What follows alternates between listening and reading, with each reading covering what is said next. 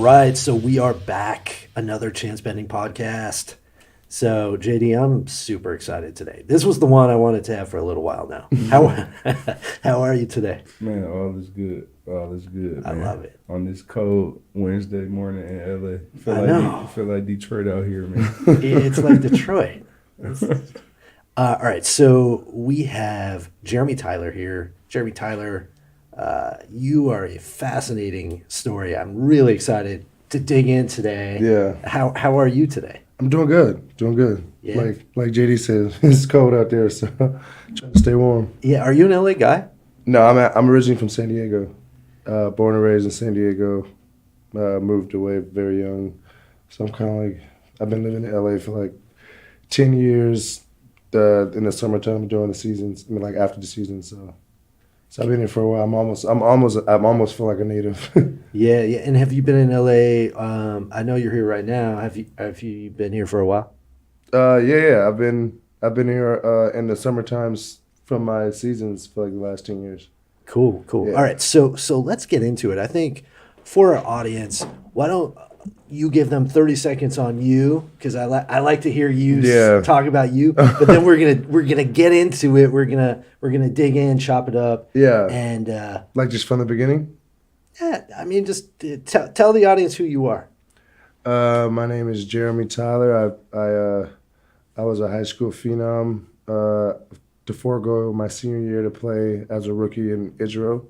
Then I played in Tokyo as pretty much a freshman in college and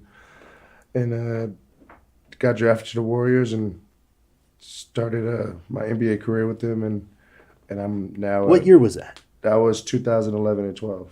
Yeah. And then played a season with the Knicks. Spent some time in China, and still keeping it going, and fighting to get back in the NBA, and just that's been my journey the last the last 2 years is to I've been focusing on getting my body healthy and staying on track, and that's been pretty much my focus to get back. So that's pretty much that's pretty much me. If you sum it up quick, that's a quick sum up. So I think what's really interesting about you, in my mind, is that, and JD says it all the time. You're an entrepreneur because you've been doing you've been going your own way. You've been trailblazing for a while now, and I don't think people here in 2018, 19. I think people are just now starting to respect some of the choices you've made. Do you feel like that's the case? Yeah, sometimes coming out of school, I always said that this was a decision that was not made for everybody. That it was, you have to look at who you are individually to see if you can take steps like that.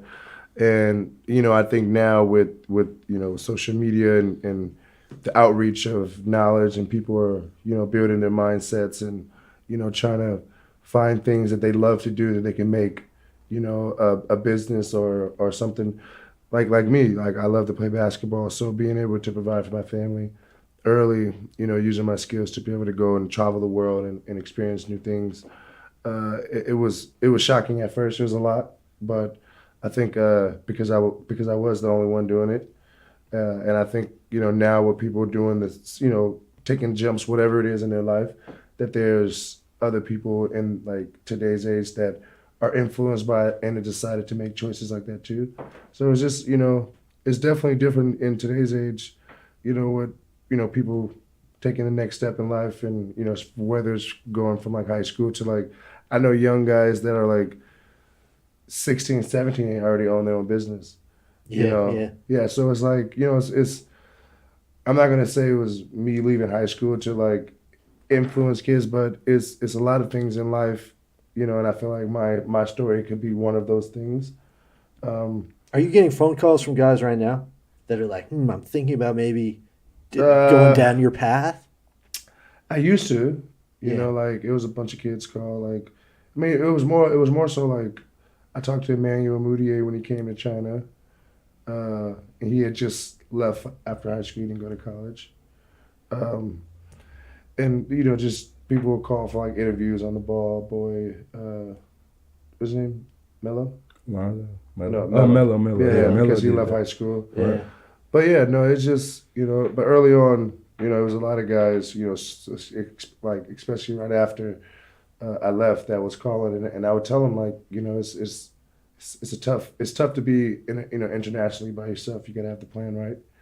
But it definitely gives you a level of responsibility at a young age that like you can take throughout the rest of your life and try to be a couple steps ahead, you know, and as far as mindset. So whenever there is something that you're in love with that you want to do, as far as starting a new business, that is something you can do well because it's something you always wanted to do or put together on your own based off of your experiences. So. Yeah, for our audience, I don't think people realize what a trailblazer you were and what a big move it was at the time, right? Like, this was only Brandon Jennings had really done this, right? Yeah, When but this he had happened. left. He had left after his senior year, Right.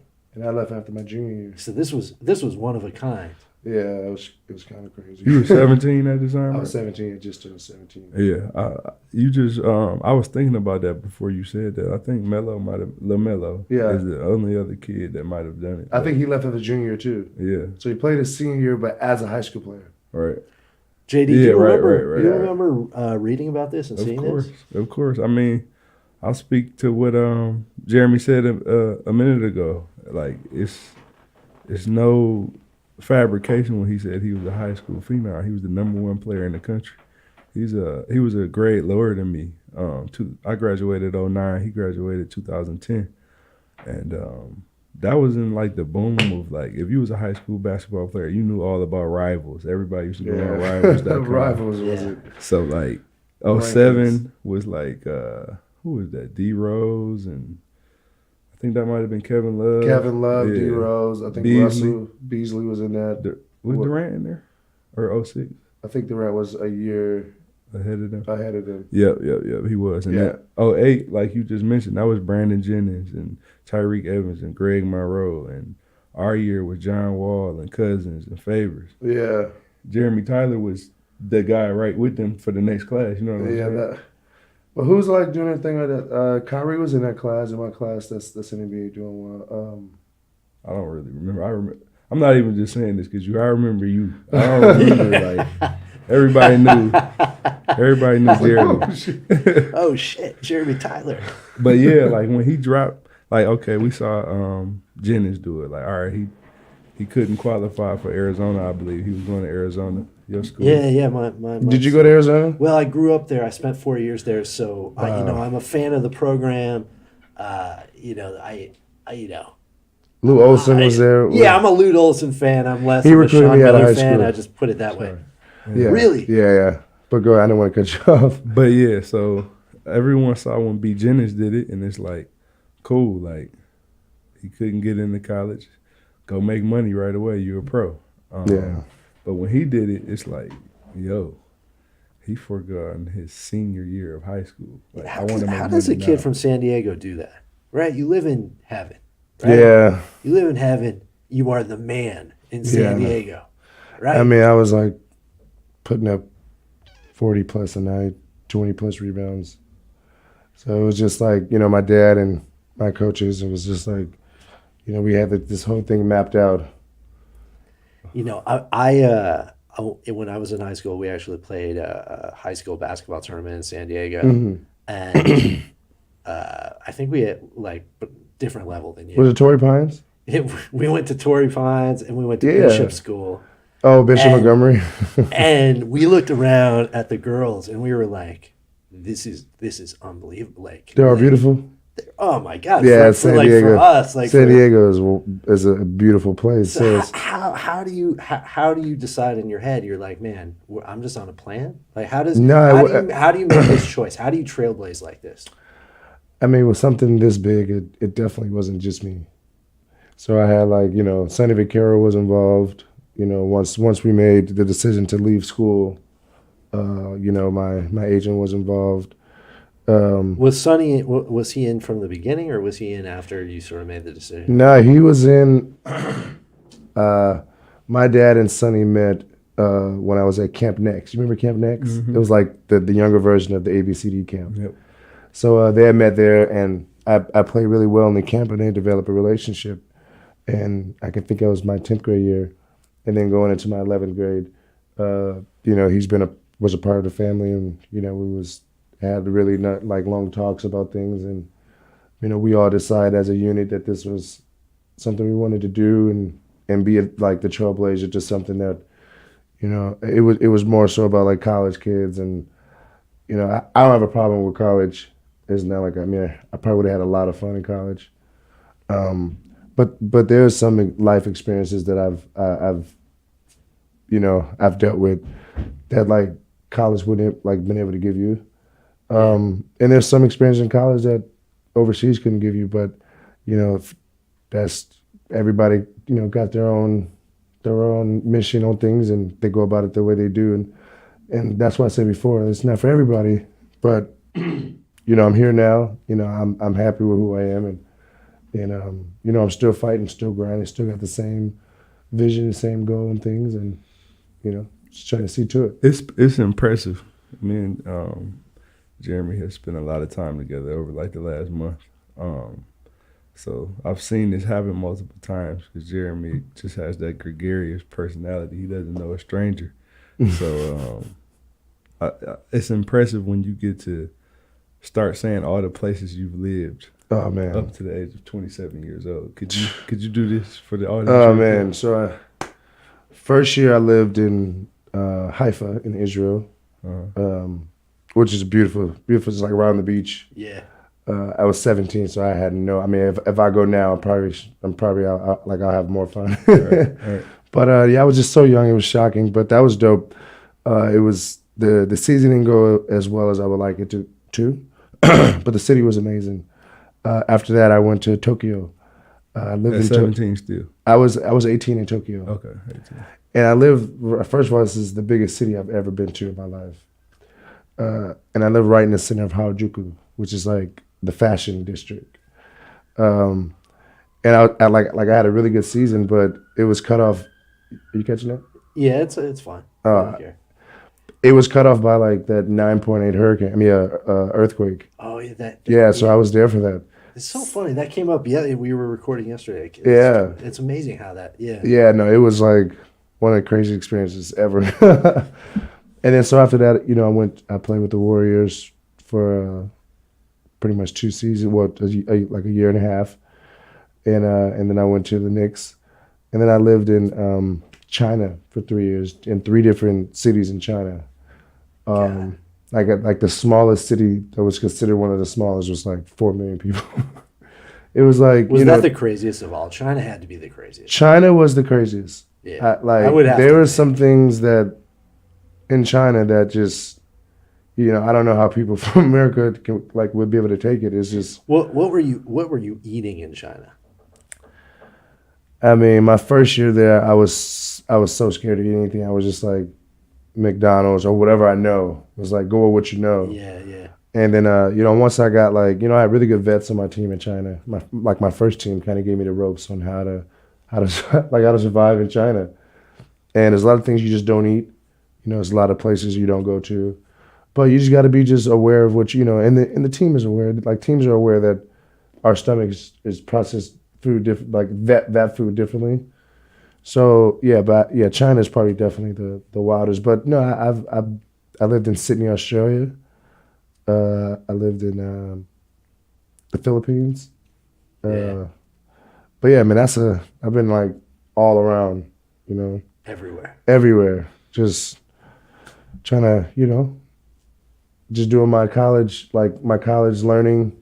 Yeah, you're like college abroad, basically. Yeah, college abroad. Yeah, learning basketball. What would you say over the last 10 years of all those different places? I'm sure that you're not the same person at 17. Oh, absolutely not. What do you say that culture experience did for you? Like, what it did. Before leaving, the world seemed so big. Yeah. But traveling, like, the world's gotten so much smaller. Like, I bump into people from like China. Like yesterday, a girl from China was driving me my Uber, and she was from like the small city that I was playing in, and she was familiar with who I was. And I was like, I didn't think any because so many people in China. It's just like for her to like know I'm in that city, to be in LA. Like it's just like, oh man, it seems like the world will be so big, but it's really not. You know, and it's just That's wild. that's wild, right? Yeah. Like So we had Pargo on here maybe a few weeks ago, yeah, and one of the topics was overseas basketball players having a very big entrepreneurial spirit. And I think just like anything, if you compare and contrast an NBA career to a European career, of course, NBA got so many advantages, oh exposure. man, But I think that if you have the right type of personality while playing overseas, oh it yeah, can be an advantage because think about it. You have a network in Tokyo, Japan, yeah, in Israel, in China, in Yep. Sydney, Australia. You know what I'm saying? Like, You have fan bases all over the world. yeah, yeah. No, but no, you're totally right. You know, if you can just like relate it to like being here in America, like yeah, there's like certain things you can do. Like there's certain relationships by being or like being yourself and or like open. Like I'm a very outgoing guy. You know, I'm like a people person. I get along with everybody. Um, I have a very in most scenarios business oriented mindset. So I see like the values in relationships around the world and just like the values here in America. But you know, my outreach in America is different than it is when I'm like playing in Tokyo or playing in like Sydney, Australia. You know, especially where they speak English. right. So it's like you know, developing relationships and you know, and like I said before, like trying to find things that you love to do off the court, and turning those into something that you can you know make money and have revenue off of. Right. So whatever it is, like I don't know. In Australia, they love fitness, and I love fitness, and that's something that can correspond with like me wanting to go in business and doing like some sort of fitness in Australia. You know, just like little Yeah. things like that. So like, I got a lot of connections with people to like see those through. But you know, it's just everything, especially when you're playing basketball, even in the NBA, guys are doing a lot of things off the court, but you have to balance how much you know you can do a basketball and do what your business is off the court. Like as far as like putting people in the right place to see that things are successful, you know, while you're focused on one thing. But I think everybody's scenarios are different. So like you know, if I had like you know things going in China and I'm trying to play here in America, like I'm not gonna be able to be on that 4 a.m. phone call. Yeah, yeah, Yeah, yeah. so it's, Such a good point, right? I mean, I deal with various NBA players with some of their entrepreneurial pursuits, and there is a balance, right? A lot of guys like to talk about it, right? Like KD has yeah, his investment portfolio and everything. yeah, But you're right, like you are in the business of playing basketball. Like you yeah. can't forget that. Yeah, That no way, piece, no way. right? And you know what? You know it's crazy. Like everybody's different. You know, some guys feed off of that, and like it makes them better. Like on the court, like they feed off of all the things that they have accomplished as far as off the court, whether it's just like promoting themselves. But there's guys out there that actually have gotten more confidence, like better, just like doing like being like really into like the commercials, into the foundations, and going around speaking to kids, and like sometimes that stuff can be a little distracting if you know if you let it. But a lot of it actually encouraged guys to go out and set an example on the basketball court.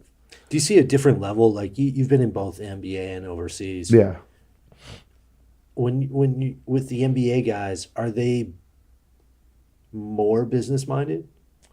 I think there's more business opportunity in the NBA, especially you know think about the guys that are playing international. There's only a few places where they can even communicate, like Right. as themselves without a Right. translator or like some broken of their language, you know. So you know, being in America, where you know, I feel like America is so strong. Everybody's mind is going so fast. So you'll get a kid that like sees the value in and putting your face on a headband Yeah. versus like when you're in another country, it's like some kids can't even get to you, Yeah. you know, or like have those different like angles to even like have ideas like that. And like, you know, people I feel like here, like people maximize those things. Like You were on that did was Mello? Yeah, Mello was on yeah, it. Melo's on my So team. you saw Mello, like did you see all of his business interests and it?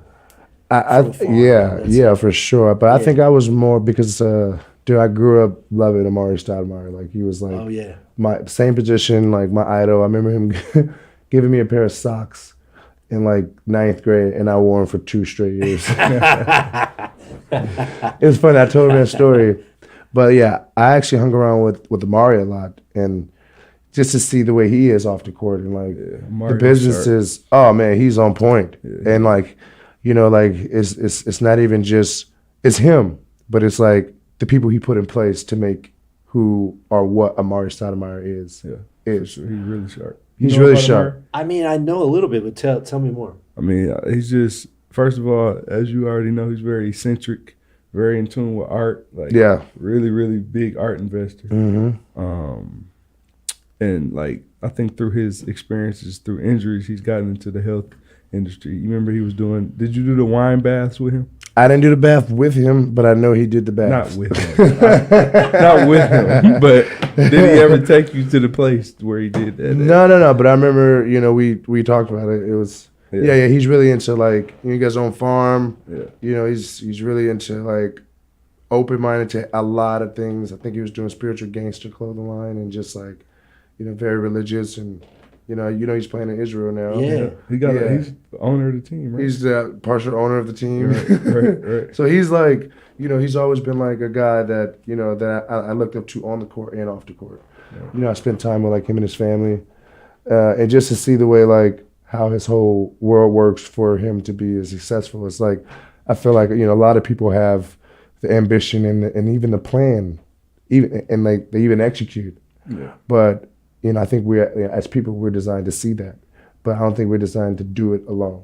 So like he has a great, group of people. And like I would suggest to everybody, I know you want to, try to, a lot of people can do it on their own, but I feel like if you have like a team of, people that's on the same mission as you, that all want the same thing, that has a same common goal, I think that's, those ideas and structures are most successful for the longest. And I respect that perspective coming from you, because being a kid of your stature at a young age, you got everybody wanting to be around you. So you've seen every type of person and how they benefit your career and how they don't benefit and how they don't.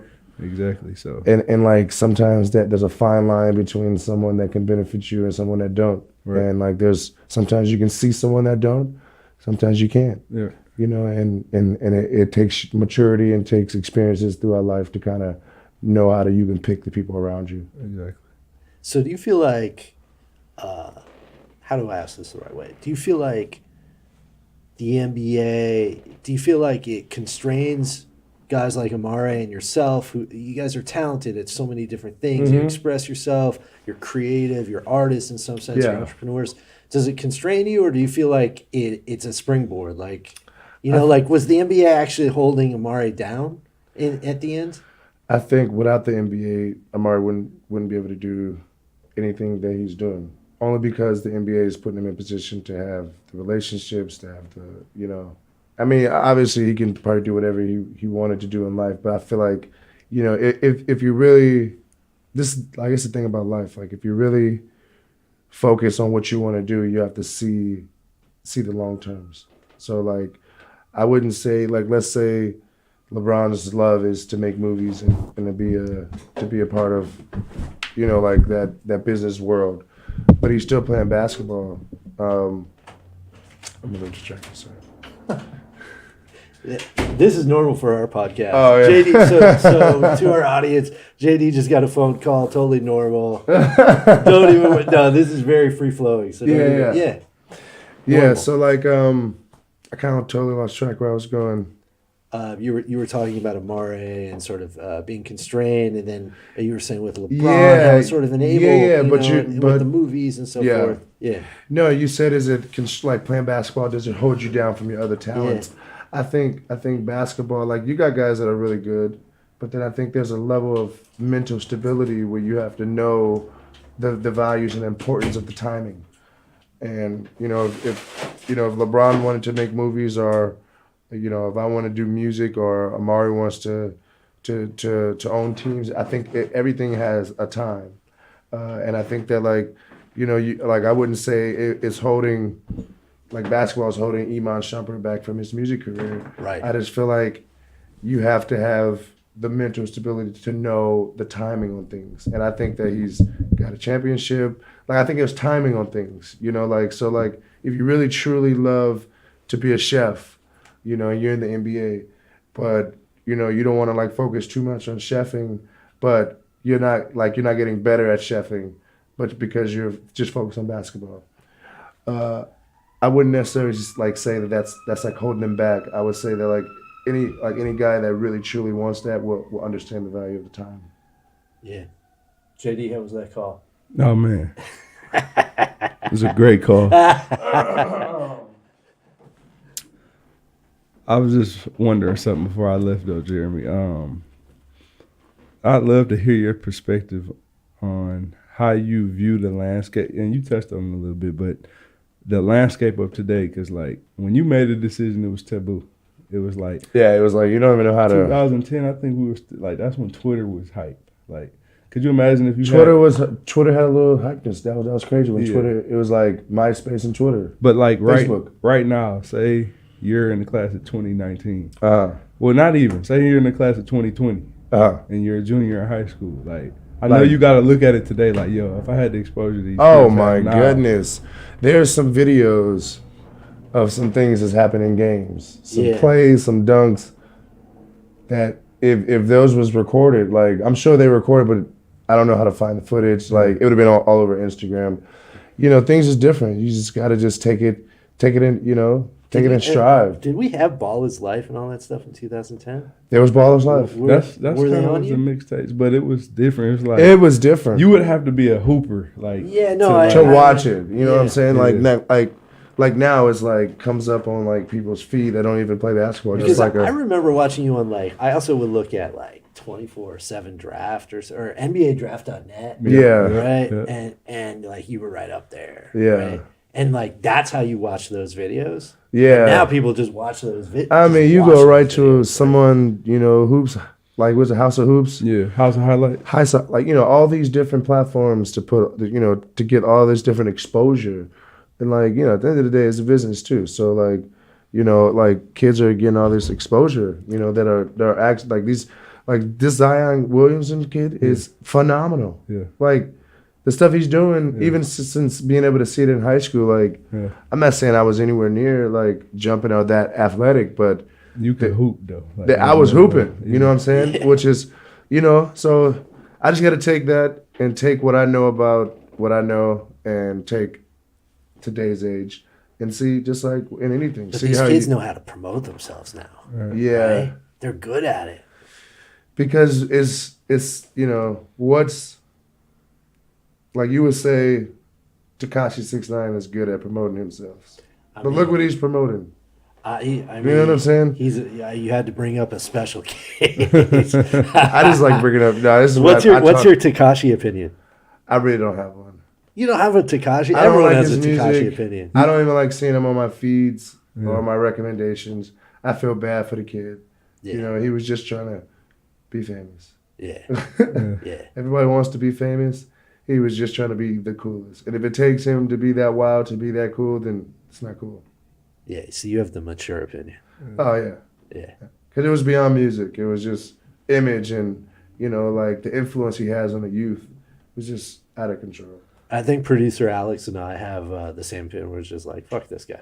Yeah. I don't want anybody to go to jail. But I also understand that things happen for a reason. If it takes him to have to be the pioneer Right. and show you that, hey, maybe this is not cool, then you got to bite the bullet on that.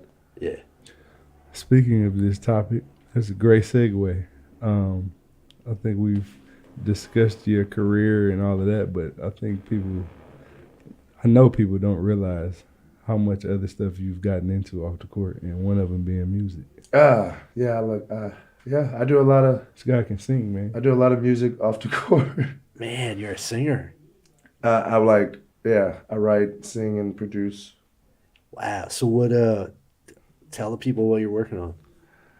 I'm actually like in a little place where I'm just trying to do what I love to do and just do it for love and you know, in the time that I do have to do it. You know, I'm been working on getting my knee a little healthier, so I haven't like had a lot of time to do music. But you know, when I'm overseas and especially in like China and places that I can't understand what they're saying, like I have a lot of time, downtime, and like by myself. What's your stuff like?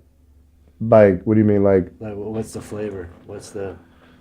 Dude, I got like, I really Party don't know. What would Next you Door. say? Party Next Door? Something kind of. Yeah, I think It's like that it's a wide range. R&B kind of. Like I don't today- Has a know. little Yeah. '90s in there or something? I wouldn't say nine. I hope Yeah. not.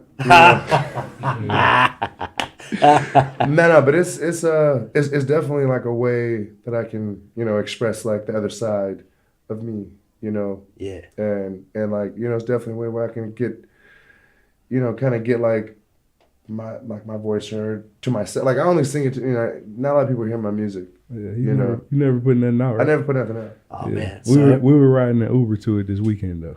Oh really? Yeah. Oh yeah, he kept saying, put that on, put that on. Oh man. You know the audience is going. They're going to want to hear just a little piece. Oh man. So release a single, man. So I gotta get I know. something. We I need gotta a put something- single. I gotta put something together. What's the last song you played on Spotify? The last song I played on Spotify was St. John. St. John. Yes, swoosh. Swoosh.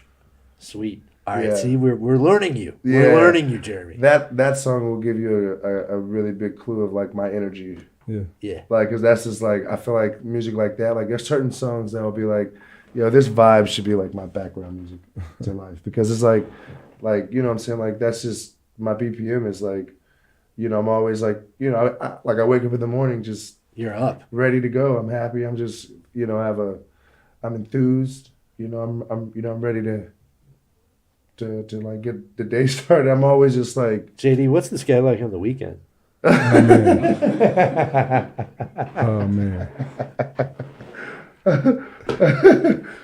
I'm easy going, man. I sleep on the weekends. Yeah, right. I think it's twofold with him though when it comes to music because we discussed it a little bit this past weekend. Like, yeah, he has the artistry side and the creative side, but you got into business a little bit. You were managing the artist at the time. You were dealing with talking to labels. Like, Yeah. You have a little ditty in you. No, not no Diddy. Well, so basically what I did was I put like three of my like really close friends, they're producers, and like I learned everything I knew from them.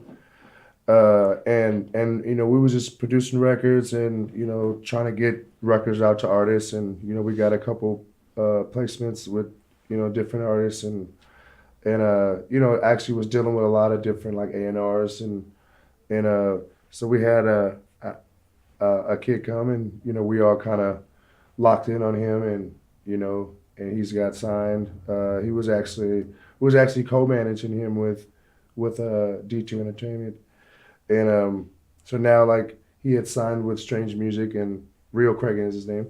And, What's his name? Rio Cregan. Rio Cregan. Yeah, but like it was like for me, it was just more so he was like a little bro. Like, you know, he's Yeah. still like my little brother, and you know, and I believed in his career so much, and I really believed in him. So I just, you know, whoever I knew or met or came across that can help our vision, you know, then that was just what I was doing. So it wasn't like, yo, I'm your manager. It was like, I'm like your big bro that really Organic. cares organically. You Yeah. know what I'm saying? But you know, obviously that there's a business aspect to it, as far as my producers, like the guys that were working with them and stuff. So Ben, I think before we started recording, we talked about it a little bit, and I think it's right on point. Jeremy embodies what it means to be a true entrepreneur because like he doesn't even realize it at times. No, Like, he was like, I'm not an entrepreneur before we started talking. yeah, I was like, today. is that being an entrepreneur? I mean, But that, you know, like, what did you say? Like, Let's see, you're producing music, you're singing, you have interest in all sorts of things going on. You trailblazed Yeah. out of high school, Yeah. you've done something no one's ever done. and like you Like- said, you termed it a certain way. The guys. Oh, the entrepreneurs. Only entrepreneurs call themselves entrepreneurs. Right. Right? a entrepreneur. I like that. Entrepreneur. A entrepreneur. Yeah. Wow, Yeah. that's dope. Yeah. So Um, it's impressive. But yeah, like his basketball career in itself is entrepreneurial. No one did what he's doing. Musically, he creates, and like he said, like naturally got into a situation where he would manage, and you were dealing with labels and negotiations and putting your own money, investing into a kid. Yeah. I mean, that's entrepreneur. As soon as you put your own money up, you're an Yeah, entrepreneur. skin in the game. Right. Skin in the game. Skin in the Yeah. game's everything. Yeah. Oh Right? yeah. Oh yeah. Yeah. I think it's interesting how everything is sort of melting together a little bit, right? Like you have sport, you have music, you have business, all of it's combining and turning into, like, in my mind, it's storytelling, right? It's telling Yeah. incredible stories, and that might be video, that might be audio, and making your ears sound, so Yeah. And it's everything combining. just being relatable. Yeah. Like, believe it or not, like to be an athlete and to be really good, I feel like they gotta be good at a lot of different things. So like you'll be surprised how many athletes that are really good in basketball, but are really good in music because they're influenced by music. They listen to music their whole life. That's the one thing they did probably longer than basketball is listen to music. Not even do music, but listen to music. So it's like, like my angle with the music aspect is like when I come out with like something, I got a lot of stuff. I don't know what to come out with first, but just kind of give like guys that can relate to me, whatever you're doing, that that this is like I'm singing or like making writing for them. Who's writing. fire right now? Is Kyrie fire? In music. Yeah. See the difference, like I don't want to speak on that. Uh, I actually like it though. I like it. I think it's really dope. I think Uh-huh. it's like that song that was from the movie.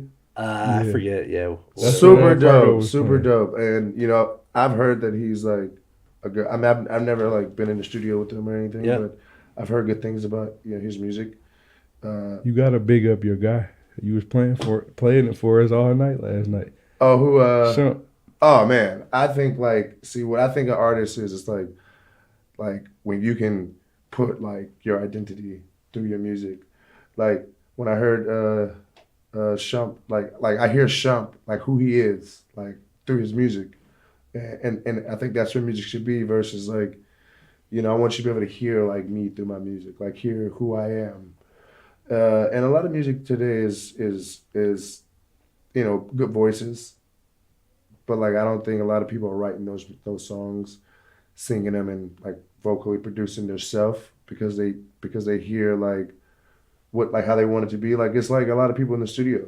Like I've been in the studio with Iman, and I've only been in the studio with Iman, but like it's just him, and he's just writing, and he's got his engineer there, he's got his people that he has in his team but it's him. He's like, so that's just like, that inspired me a lot, seeing that.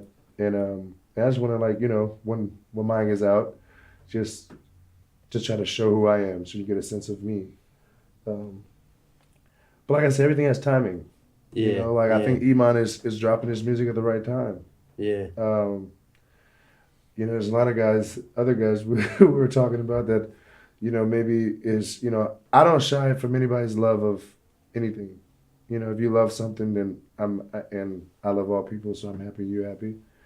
But it's all timing. That's why I was just like, I just want to get a little better. I want to get, things structured before I want to drop something. But it's coming. Man, so when you drop something, Kit, will you come back and Yeah. Oh yeah. we'll put it on? Yeah. Yeah, perfect. Last thing that I can think of is to diversify my man's portfolio a little bit. He mentioned it a little bit when he said health industry. I know what you're talking about with Sydney. Get into the background of Rise Nation. I don't think people know the Jeremy Tyler background with that. Oh man, I just the same way, dude. I've been to Rise so much, and when they first opened, I thought it was an amazing way of cardio, like a new wave of like getting to like peak, like your fitness peak. It's not an easy thing to do, so like it'll define. Tell people what it is. So Rise Nation is a Versa climbing class. It's a 30 to 40 minute class on the Versa climber.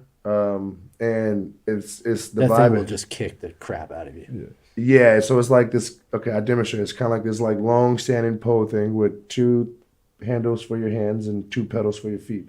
And you're standing up and you're just doing this. Yeah, you're just going basically like climbing, you're like climbing, like you're 5,000 climbing out of a cave or something like climbing that. out of a cave. And it's like it's a high intensity class. But it's like all dark lights going crazy, music. It's just a good vibe. It's a good vibe, and I got into it just like another source of just getting away from like the norm, like basketball, getting away from like just think like the track running for 15 years of basketball, just like finding another way to like get like stay fit and do cardio and like have fun doing it. It So was it a Sydney thing? no, no, no. So I'm saying he's the saying background. Of he's like, saying why the would I guys. think about fitness in Sydney if this part. So yeah. So before I even played in Sydney, I would do Rise Nation all the time, and so my friends had brought me there, and I thought it was like this is dope. Like this, I've never Yeah, even I've never yeah. been like before that. I'd never been to a Soul Cycle class. So I was like, yo, this is crazy.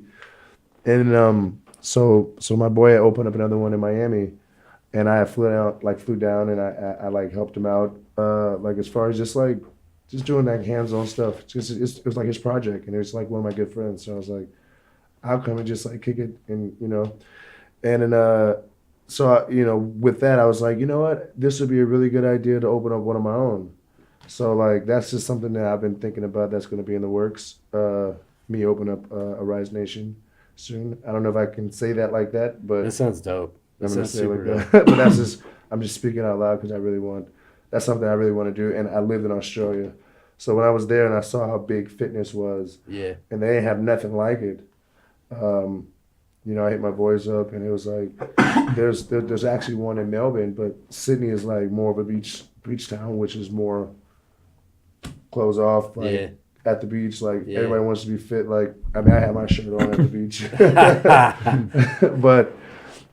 but yeah, so that's something that like that I want to get into, that I'm into. I'm into fitness. It's like getting into things that you're into is like I feel like for like the young entrepreneurs out there, like if doing something that you're into doing will only give you a better platform to like be the best at it. You know what I'm saying? yeah, Like most times we do things because it's either available or it's just like that's what it is for right now. Like, this is the easiest way to get money like right now versus like doing something you really love to do. Like you love doing. Totally. Then you're gonna be great at it. Like you're gonna think of new ideas. You're gonna expand like just like what this thing is. Like now as a baby because you're nurturing this baby now.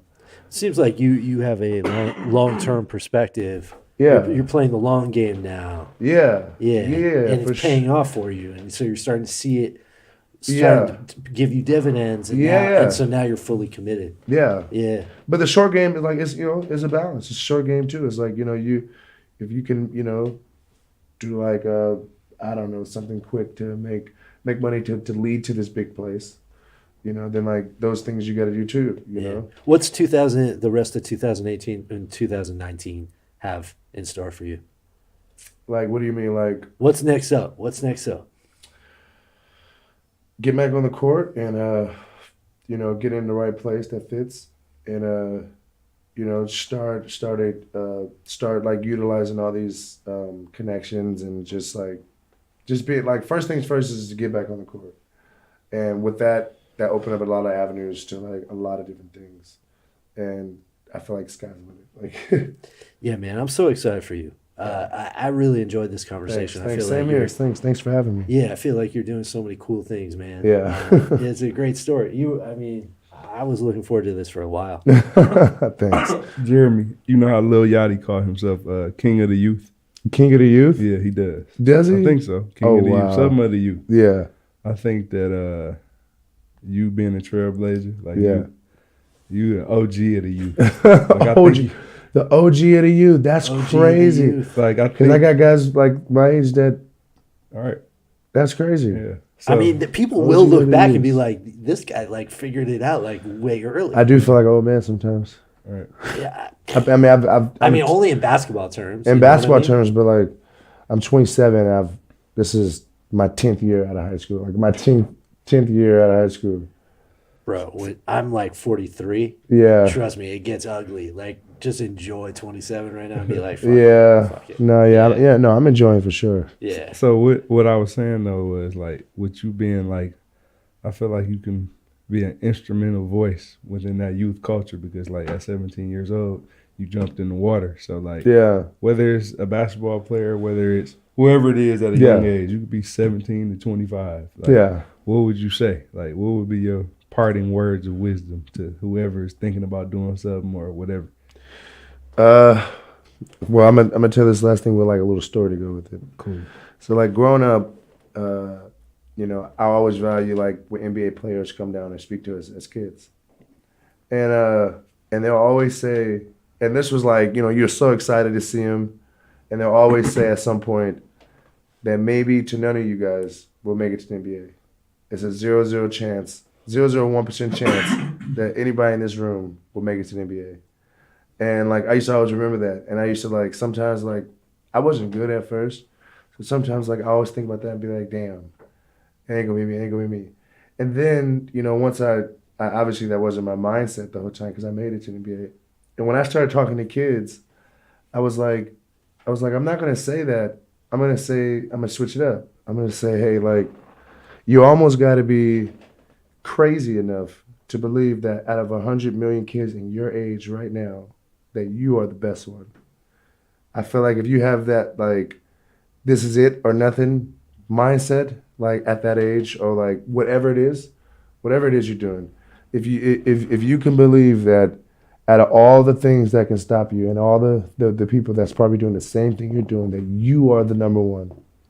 If you can truly believe that and believe it's you, then like the sky's the limit. Yeah. You know what I'm saying? Like I know exactly what you mean. you got to be that crazy to believe it's you. Yeah. Like I know it's me. Like maybe people don't understand the steps you got to take, the 5 a.m. wake ups, the I can't hang out tonight, or the, you know, washing your socks a certain way, or you know maybe people don't understand that, but you know it's you. So I think that like if people live with that, like especially as a young age, like to know it's them, and then like there's no backup plan. Like it's just strong mindset. It's just whatever it is, I'm doing it. Nothing else matters. There's nothing else. So Makes sense. that's my young OG. You the OG the what'd you say, OG youth? of the youth. Yeah, the Yeah. OG of the youth. That was my last. My last question: would you advise McDonald's kids today to go G League because that just changed this year? Would you advise them on that?